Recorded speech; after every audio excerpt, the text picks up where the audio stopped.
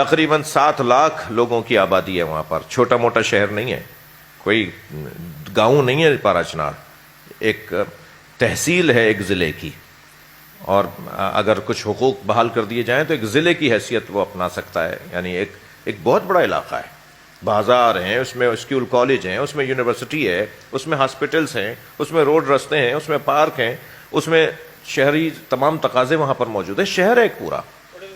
اور پھر پوری دنیا میں پارا چنار کے لوگ جو مختلف ممالک میں, یہ فقیر آپ کے سامنے جو بیٹھا ہے, آپ میں سے بہت سارے لوگ ہیں جو دنیا گھومتے ہیں. میں کوئی ایک ملک مجھے نہیں ملا, میں نے 40 ملک دیکھ لیے ہیں اب تک, کوئی ایک ملک نہیں ملا کہ جہاں پارا چنار کا قابل جوان موجود رہا ہوں, پڑھا لکھا آدمی موجود رہا ہوں. اسی طرح پاکستان میں آرمی میں, مجھے ابھی پچھلے دنوں اسلام آباد میں پاکستان آرمی میں پارا چنار کے یہ جو ہمارے جو ہے بنگش, توری بنگش جو ہمارے پارا چنار کی قبیلہ ہے, اس کے اتنی بڑی تعداد میں فوج میں افسران ہیں, اتنی بڑی تعداد میں پولیس میں افسران ہیں, وزارتوں میں افسران ہیں. سیکٹری مذہبی امور بنگش تھے ابھی پچھلے دنوں, جی زینت بنگش صاحب. تو اتنی بڑی بڑی قابل شخصیات اس خطے کے رہنے والی ہیں. وہ خود اگر چلیں پشاور میں پیدا ہوئے ہوں تو ان کے دادا کا گھر اب بھی وہاں پر ہے, ان کے ماموں کا گھر اب بھی وہاں پر ہے, تو وہ پارا چنار کے کہلائے جاتے ہیں. یہ ایک الامیہ ہے, ان لوگوں کے ساتھ زیادتی ہے.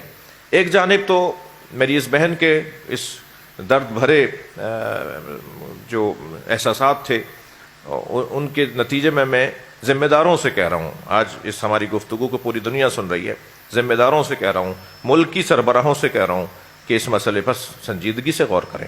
دوسری جانب اپنی قومیات کے لوگوں سے عرض کر رہا ہوں, یہاں بھی تشریف فرما ہیں, نقی بھائی ہیں, حسن صاحب ہیں, خود ابرار بھائی ہیں, ڈاکٹر ندیم ہیں, اور شخصیات یہاں تشریف فرما ہیں, اور جو میری بات جائے گی تو وہ سنیں گے کہ ہمیں دوبارہ سے بیٹھنے کی ضرورت ہے. پچھلی باتوں کو, پچھلے تجربات کو, پچھلے ناگوار ماحول کو ذہن سے نکالنے کے بعد دوبارہ سے ایک میٹنگ نقی بھائی بلانے کی ضرورت ہے, جس میں ہم بیٹھ کر طے کریں کہ ان تجربات کی روشنی میں ہمیں دوبارہ کوشش کرنا پڑے گی, ہمیں دوبارہ سے اپنی احتجاج کو اور اپنے آواز کو اٹھانا پڑے گا, زیادہ بہتر انداز سے, زیادہ مضبوط انداز سے. اللہ ہمارے اس درد کو, اس مسئلے کو حل فرمائے, ہماری غیب سے مدد فرمائے. ایک بلند صلوات پڑھ.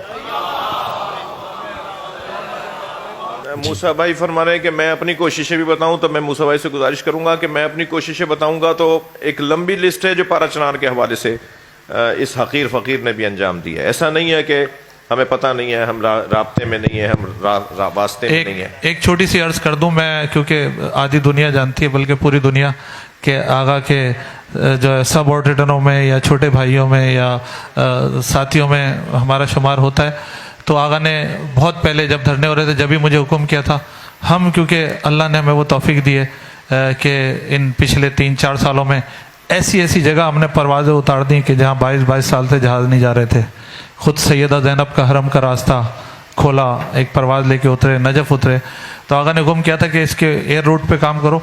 تو میری بہن ایک بڑی کوشش ہو رہی ہے کہ پارا چنار کے لیے ایئر روٹ پہ کیسے کام ہو, اس کی بڑی فائل تیار کر لی ہے, اور بہت جلد گورنمنٹ کے بڑے لوگوں سے آغا کے ساتھ جا کے انٹری دیں گے. نعرہ حیدری, اس کا حل ہے, اور وہ حل یہ ہے کہ ہم بھیک نہیں مانگیں گے. آغا جیسا مضبوط آدمی اور بھی, رضی جعفر صاحب سے بھی میں نے کہا تھا, جا کے گورنمنٹ کو کچھ ہیوی چیلنج کرنا ہے کہ یہ راستے ہیں, اس طرح سے روٹ کھلے گا, نہیں تو شیعہ قوم بھی اپنا رن وے بنائے گی انشاءاللہ.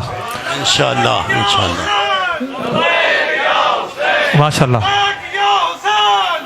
بس آپ سے گزارش ہے کہ علماء حق کے لیے اور قبلہ مجھے حکم کرتے ہیں, ہم نے ایک بڑی فائل بنا لی, اور کوشش ہے کہ 16 رمضان کو کہیں جا کے ملیں, کیونکہ یہ بات پکی ہے کہ ہر آدمی نے اپنا پارٹ ادا کرنا ہے. چاہے 1 کلو دال بھیجے, چاہے 1 گلاس پانی کا بھیجے. کچھ لوگ محاصرے میں ہیں, اور اب شیب ابو طالب کا ٹائم نہیں, اب ہم لوگ موجود ہیں انشاءاللہ. لبیک یا حسین.